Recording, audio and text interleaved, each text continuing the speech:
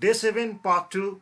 Welcome back, everybody. I'm Prakash Pradhan, your trainer for this entire series. In this session, we're going to see further about this control statement and what are those different types of your control statement in a form of your conditional branching and unconditional branching.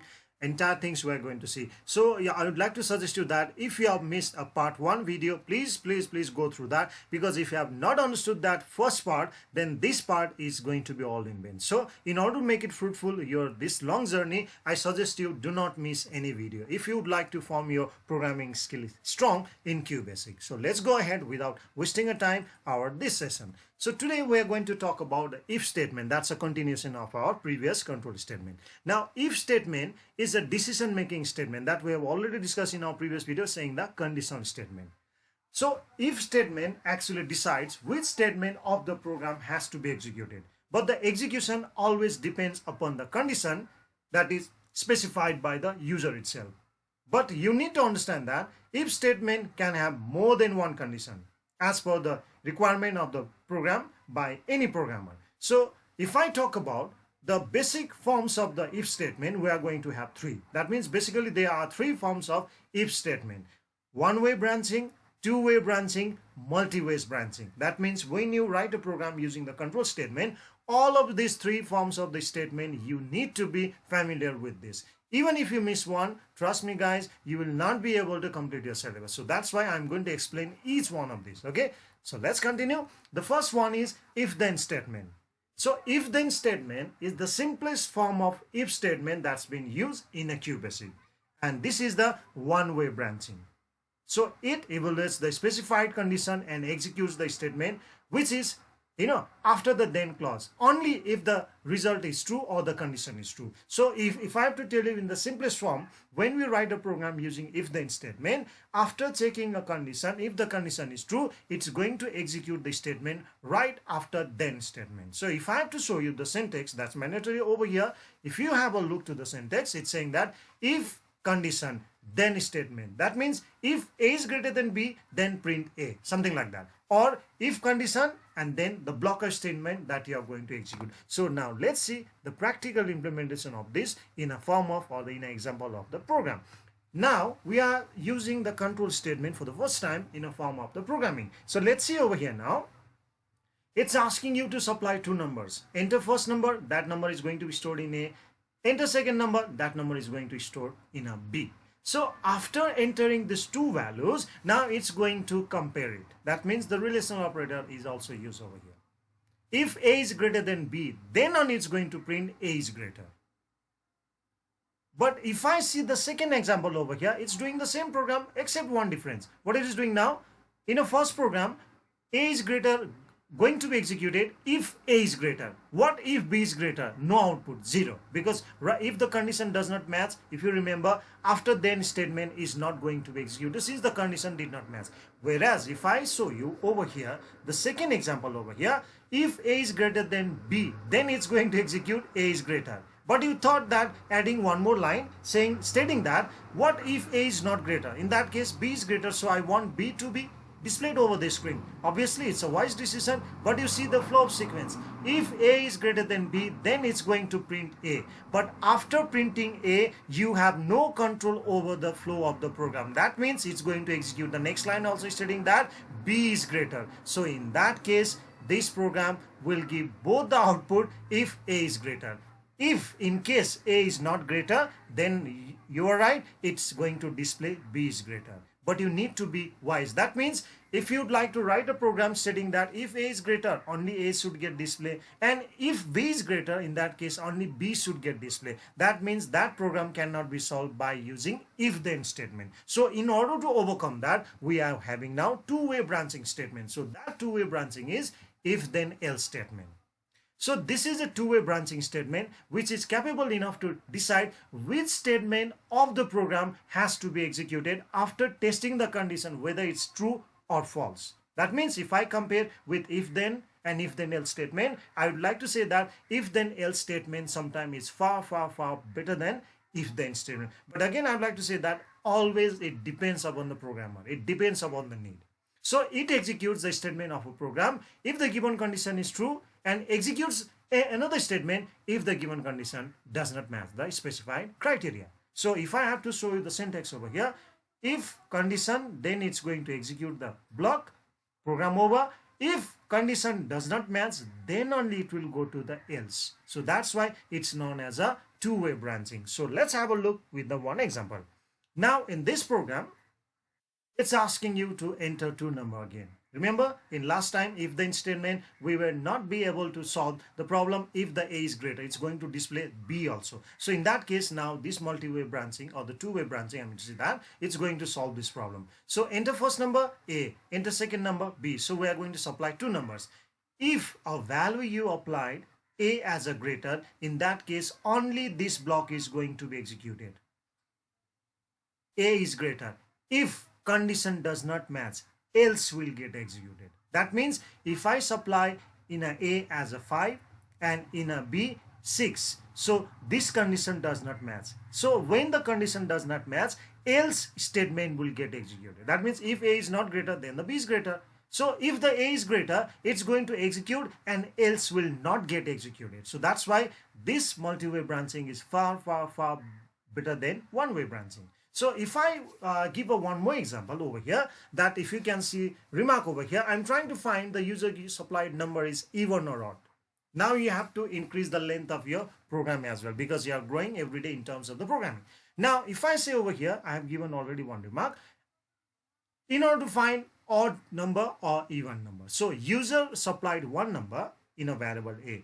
So after dividing that value by 2, if you get remainder as a 1, then what is that number? That's an odd number. If you do not get a remainder, that means that's even number. So using if then else, I'm trying to solve this problem. So now B is going to store remainder after dividing with the help of mode, for which I have already made the video if you forget. Okay. Now mode is going to give you only the remainder. So let's assume that the value of A that we are going to supply is 3.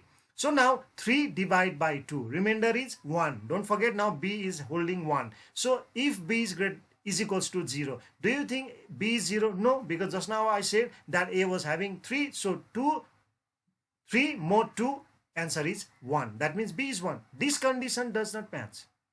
And in that case, if you supply A as a 3, what do you say? That's an odd number. So that's why this statement is not going to be executed. It's going to get executed that odd number.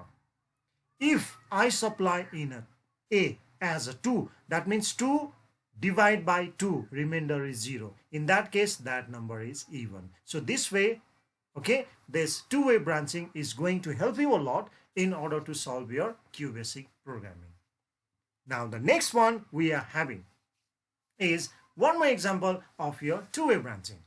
What I'm trying to say that over here, we are going to supply a name, and we are also going to supply a marks for the 3 subjects. And we are going to make it sure that the student, whoever marks I entered just now, is pass or fail.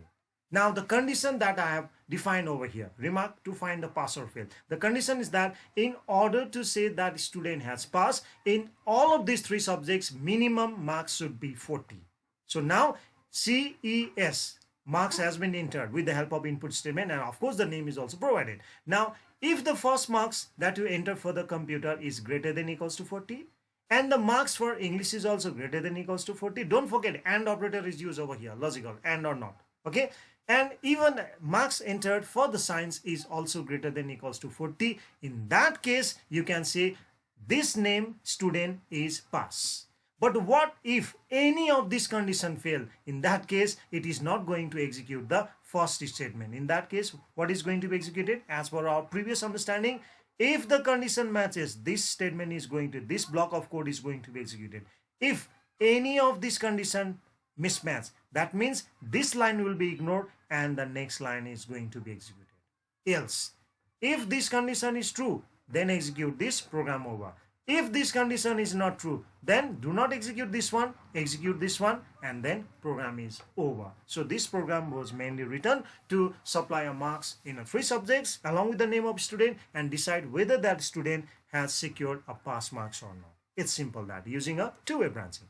Now the next one that we are having is if then else if else statement. So this is the multi-way branching. You might be thinking that we wrote a program to find the greater one between two numbers. What if I'd like to have more than 3 or 4 numbers?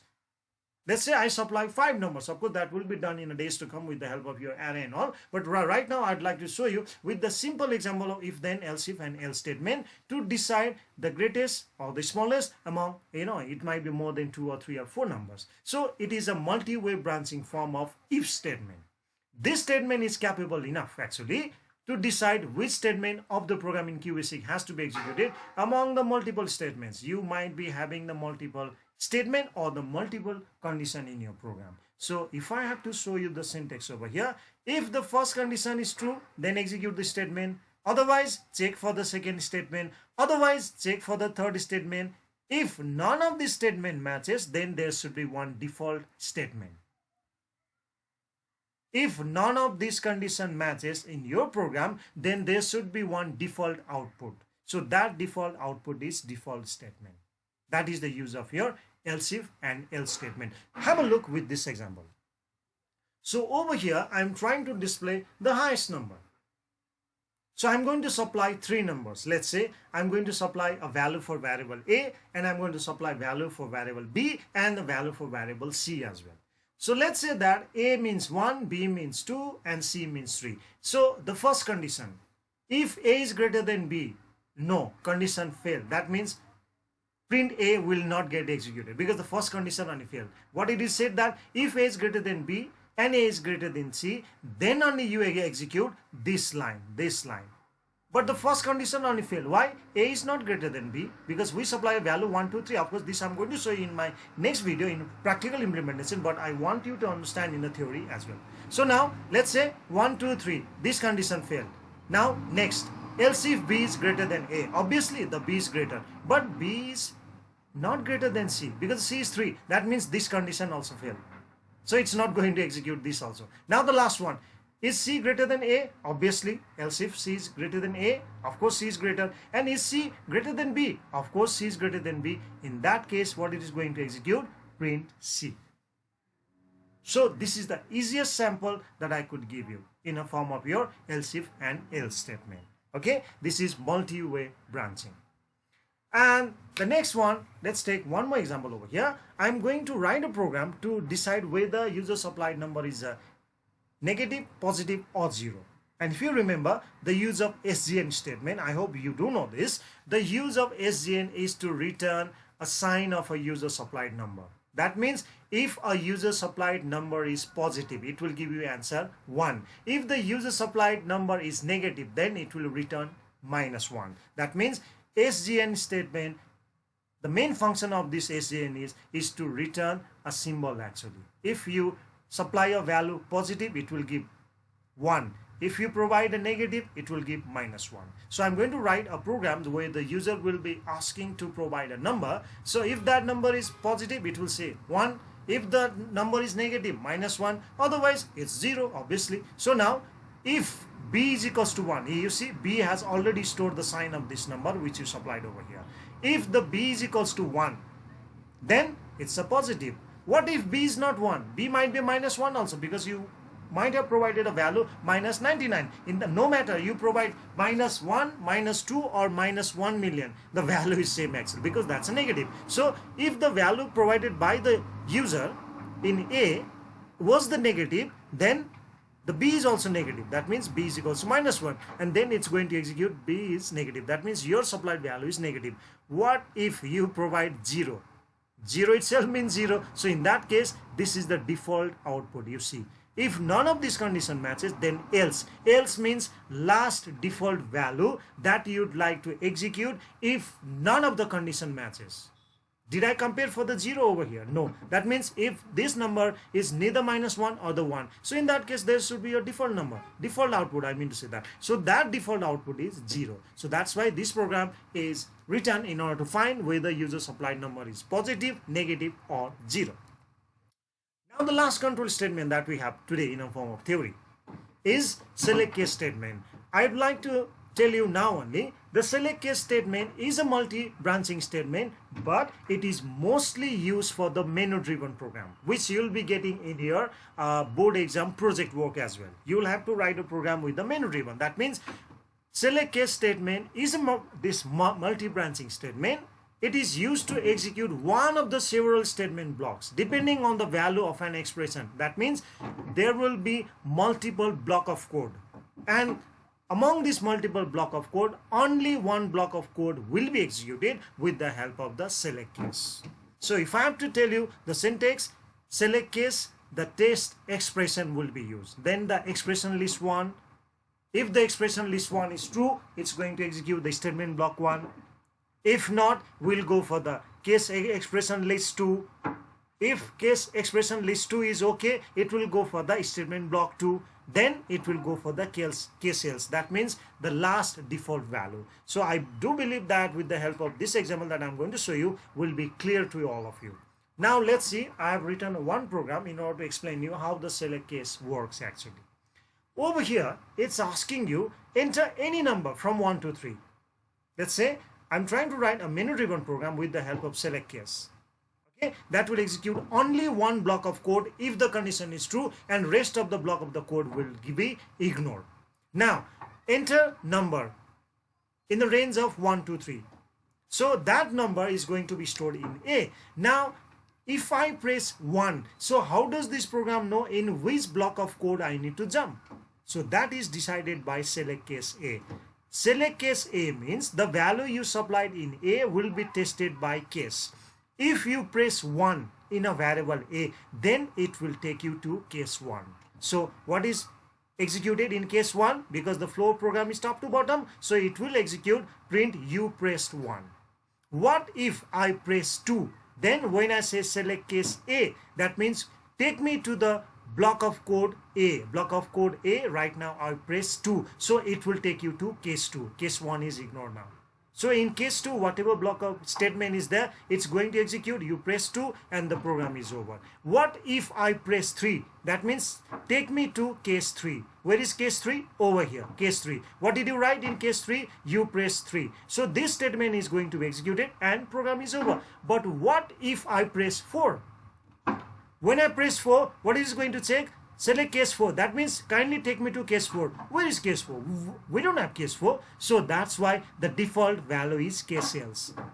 So if none of these condition matches, it's going to take you to the default output, and that's been defined by case else. So in case else, what it is going to execute? Sorry, out of option, and then your select case is terminated by end select. I'd like to repeat again. Select case is terminated by end select. So that's how we work in a control statement. So in our next video, I'm going to show the work only in the practical session of all of this program that we discussed in our this session. So if you find it fruitful, please do like and subscribe, and do watch the next video to see the practical implementation of all of these commands. Thank you.